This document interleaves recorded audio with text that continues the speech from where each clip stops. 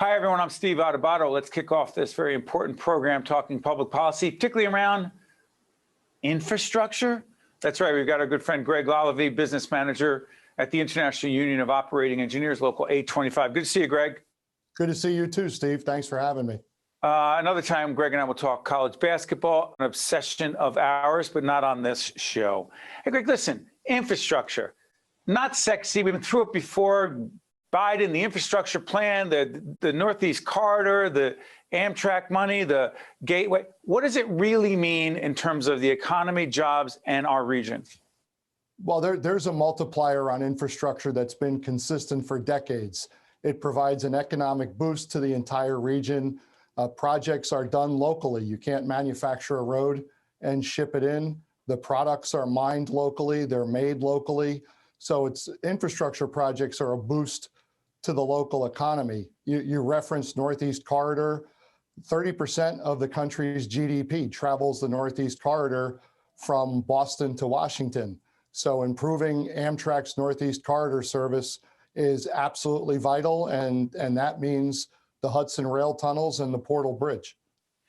Tell everyone what the International Union of Operating Engineers, Local 825, is. I know that there's a significant, am I right about an anniversary, Greg? Yeah, we just passed our 100-year anniversary. It was actually in 2020. We delayed our celebration for a year, but we had it in early November of 2021. We went through our entire history. It's an amazing history of our organization. And you asked the question, we are 7,500 men and women who are known most for operating heavy construction equipment. We build the nation's infrastructure. And when we look back at 100 years of projects, it's pretty astounding what we've been involved in over the years. By the way, Greg just gave me a book. Let me disclose, I teach a leadership academy at Local 825. And when I was leaving, Greg left me a book about the history of 825 and the International Union of Operating Engineers. I thought I knew, I did not. It is compelling. And then also let's put up the website for 825 so people can find out more. Greg, let's do this. When it comes to the issue of climate change, we have a whole range of interviews. We do a lot of programming about energy policy, the Governor Murphy's quote unquote energy master plan. We're actually doing an interview with the head of the BPU as we tape today, Joe Fiordaliso. What is the governor's master plan, energy master plan, A, from your perspective, and B, what concerns, if any, do you have about it?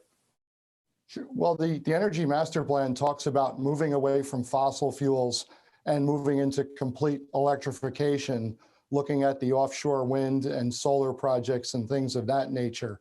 Our concerns, there are a few. One is the overall cost of the Energy Master Plan. What will it cost the ratepayers? What will it cost the taxpayers? That's an unanswered question that we would really like to have the answer to. The other concern is the speed at which we think we can accomplish this electrification. While the schedule is very aggressive, we're not sure that it can be met. I think if everything is built out the way they tell us that it can get built out, we'll still land about 20% short of our energy needs. And where are we going to get that from? Neighboring states are coming up with the same calculation, and we can't all get the same 20% from the same place. So we have serious questions that we'd like to have answered as it surrounds this Energy Master Plan. Let me play devil's advocate here. And by the way, we're to also let everyone know that we are involved in a public awareness campaign about so-called clean energy, if you will. But at the same time, here's the thing. So say you're concerned about climate change, and that's not say you are. The governor is, the BPU, they are concerned as well. Lots of environmentalists, clearly. Is there such a thing as balance in this in terms of pursuing the aggressive fight against climate change and at the same time being sensitive to jobs, the economy, and what's realistic here? And the final part of this, Greg, is in the Leadership Academy I mentioned before, we talk about leading with a sense of urgency. Is the governor not simply leading with a sense of urgency here? Because climate change, we're playing catch up? Well, we agree with being urgent and responding to climate change. We just believe the existing technology and the existing infrastructure we have to acknowledge what's right for our economy and making sure that we have enough energy. We talk about bringing back manufacturing. We talk about smart development.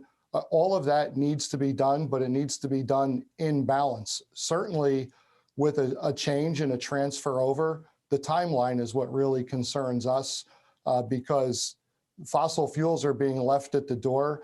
And if we look at the amount of carbon that we've reduced as we've changed from coal to natural gas, it's significant. So we think that we can keep natural gas as a component of our energy portfolio for the foreseeable future. And yes, eventually it may wane and peter out, but for the timeline that's set, we believe it has a place and an absolute necessity to keep in the energy portfolio. It's going to be a very interesting discussion moving forward, and we'll stay on that discussion from a policy perspective. Also, when I say policy, it's not just pie in the sky policy, it's policy that impacts people's lives more directly. Let me ask you this, Greg. President Biden, to what degree what grade do you give him, A and B? Why do you give him that grade when it comes to leading the infrastructure fight in this nation? And also given how long it's taken to get anything done down there in Washington? Well, to give him a grade solely on infrastructure would be to give him an A. He got an infrastructure bill through, and he did it more or less the old-fashioned way. He brought in people from both parties, had a discussion, listened to concerns, had them exchange ideas.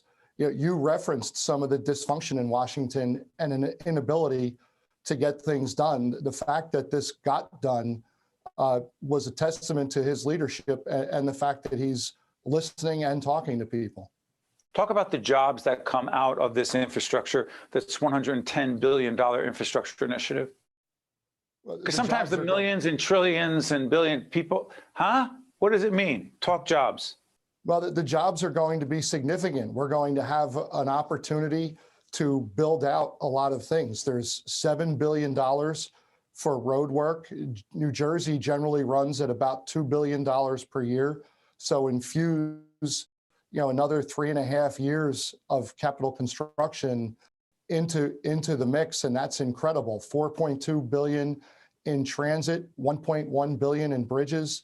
We can talk about 500 structurally deficient bridges around the state of New Jersey. You can take a look at 495 in Hudson County, built in 1929, has almost 170,000 car trips per day. That thing's in need of serious upgrade. The way it was built, the way it was engineered back in 1930, they did not anticipate this level of traffic or the beating that bridge would take every year. Separate and apart, Amtrak getting a large allocation. A few seconds, Greg. No, go ahead. Finish your point. A few seconds. Amtrak's going to get a large allocation to potentially complete the Gateway project. All signs point to the Hudson Rail tunnels being done. There's going to be more work in this area because of this infrastructure bill than I think we could ever imagine. Yeah, people can talk about infrastructure in the abstract and the amount of money being spent, but to understand the impact, particularly in the New York, New Jersey region, is critical. And Greg mentioned Amtrak. We'll be having Tony Kosha from Amtrak on to talk about that. Hey, Greg Lalevee, International Union of Operating Engineers, Local 825. As always, thanks for joining us, Greg. Thanks, Steve. Great to be here. You got it. Right back right after this. Hi, I'm Joe Roth. In New Jersey, there are nearly 4,000 residents in need of a life-saving organ transplant, and one person dies every 3 days waiting for this gift of life. One organ and tissue donor can save 8 lives and enhance the lives of over 75 people. You have the power to make a difference and give hope. For information or to become an organ and tissue donor, visit www.njsharingnetwork.org and be sure to talk with your family and friends about this life-saving decision. Also brought to you by the Port Authority of New York and New Jersey, moving the region through air, land, rail, and sea. IBEW Local 102, lighting the path, leading the way. Eastern Atlantic States Regional Council of Carpenters. The New Jersey Education Association. The New Jersey Board of Public Utilities Clean Energy Program. The New Jersey Economic Development Authority. Valley Bank. Choose New Jersey, and by New Jersey Sharing Network,